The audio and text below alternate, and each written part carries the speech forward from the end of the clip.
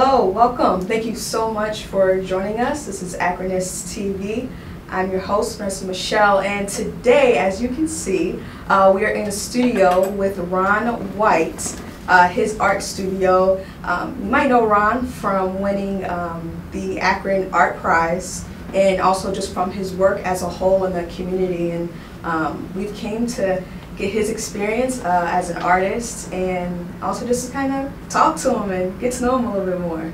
Thank you so much for joining us, Ron. Thank you for having me. Yeah, so catch us up on some of the things that's been going on. I see that last time when I was here, you had different, artwork up, and now there's like some more work that's been going up. Kind of catch us up on what you've been doing. Quite a few things. I got a commission for the McKinley Museum to do the McKinley, because they had noticed that they didn't have a McKinley.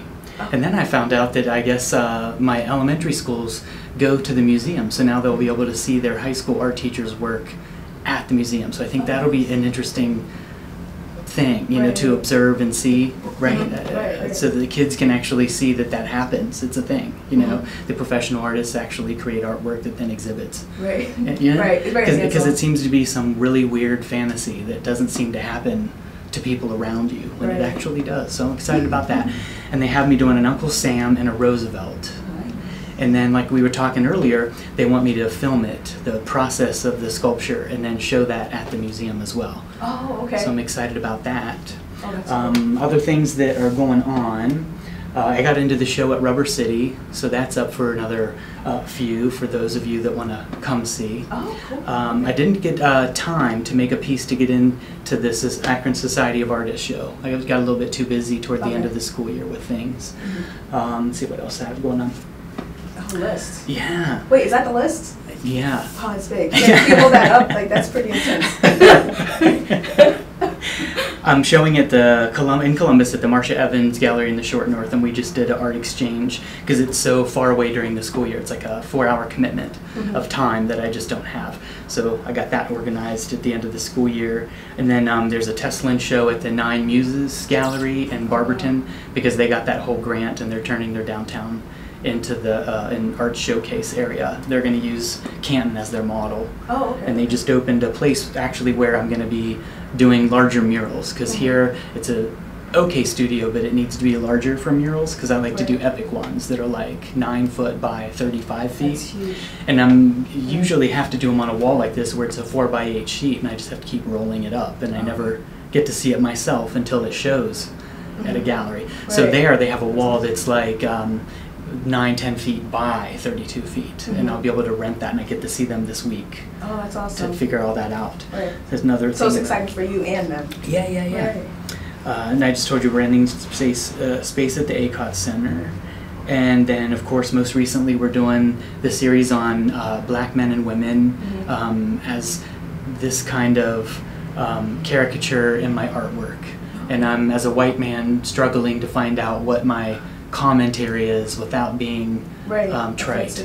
Right, yeah. Definitely. Yeah, and then in my murals, my new series is niches, and I'm going to try to make an old-time niche where sculpture would be in a wall, but then put something new in it. So the one for the show is this man in a business suit all hunched over with a toy crank on his back. Oh, okay.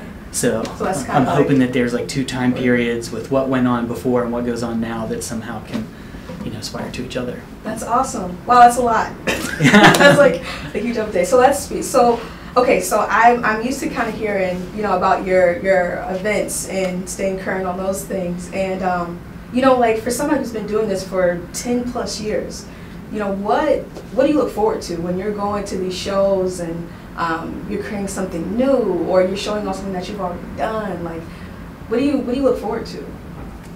Well, historically and now both. When I was younger, it was like, what can I learn, what can I do, what can I experience? And it was so big. It was like I was an octopus, just too many, Right. So now that I have some age and some experience, now I'm realizing my focal point is the human race, their experiences, their stories, their actions with each other, right? So that's kind of where I want to go with it. But then even then, life changes, time changes, history changes, technology changes, and now even more epic than ever, humans are just changing a lot, and I'm trying to just keep up with that commentary without my artwork changing so drastically.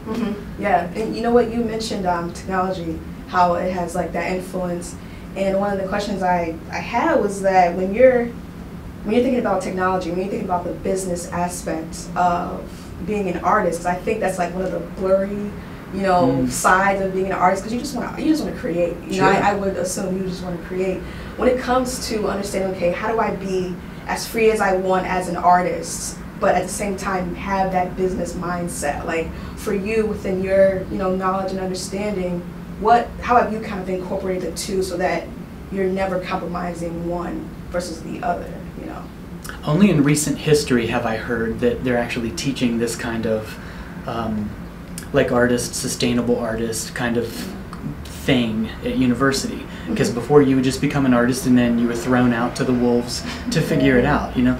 And being that kid that was thrown out to the wolves, I wanted to explore different economic areas, different kinds of business areas, if you will. So I went to the West Coast and did that whole area, rented a car and just drove up and down the coast. Sounds like a great vacation, right? It does. But I did research along the way, and I went with a whole bunch of teachers and friends, and we would just pit stop at all these galleries, you know, museums, whatnot, and figure out the vibe of all those different communities, how they work. And then I did the East Coast too, and drove all up and down from all the way up in Maine all the way down into like Georgia, Florida, and you know, North South Carolina kind of area. Cool. And that was a huge, because that's way history, you know, beginning of the United States is all over in that area. So you have folks that are just like been here for a million years to somebody that just popped open a door and started. Right. So that was very interesting.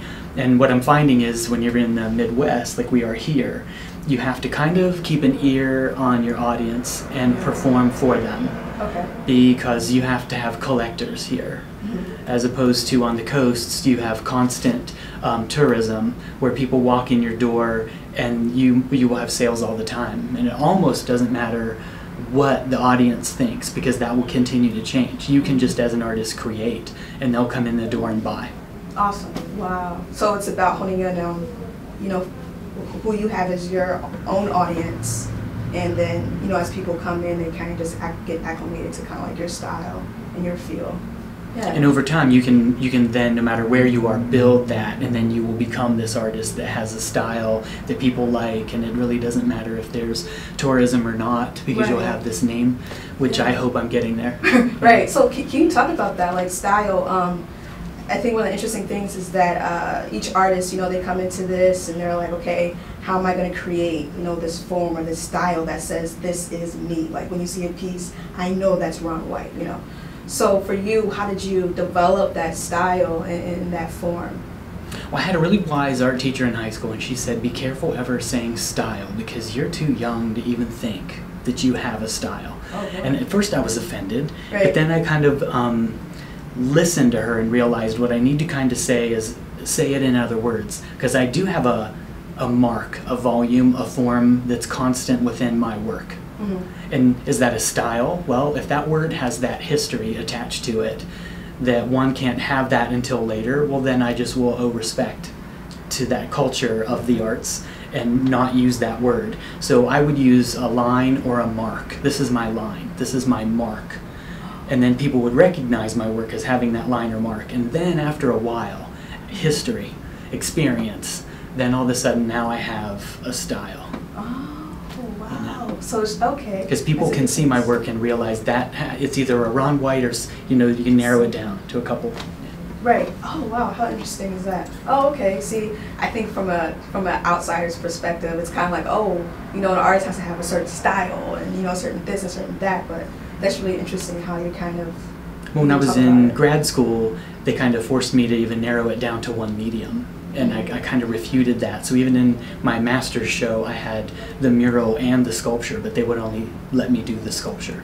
Oh, okay. But okay, that's what's on that little thing. But in my show, I have them both because that's what I am and that's what I still am. I can't seem to just keep it 2D or 3D. And sometimes they even mix it up and put the two together. So. That's awesome. Yeah. So kind of ending this off, what kind, like within your experience, which you've had so much, So I kind of feel bad asking this, but if you can answer it, for you and your experience, what is it that you can kind of offer people who are aspiring to be an artist and kind of going into this arena, and for people who may have given up on art just in general? Like, what can you kind of offer to those kind of people? It's kind of twofold. For example, I'm into physical fitness, and I think you need to keep your health up in order to keep your business up and all that stuff. For a while, I just wasn't working out because I couldn't fit it into my schedule. Mm-hmm. Well, you have to turn those kind of things around and call it something else. So I had an appointment, and that's what I would tell people. I can't tell them I'm going to go work out, because you can skip the workout and attend this meeting or go to this thing. No, I have an appointment with myself to go make artwork. I have an appointment with myself to go work out. And so you have to organize yourself differently in order to get these things in your life so that you can continue to observe health and make art, Mm-hmm. or enrich yourself with research if that's what you need to do instead. Oh, okay. All right. Well, I really appreciate that. Thank you so much just for letting us come into your studio and giving us your experience, and we really, really do appreciate it. All right. Well, thank you. All right. This is Akronist TV. I am Vanessa Michelle. Thank you so much for tuning in. See ya.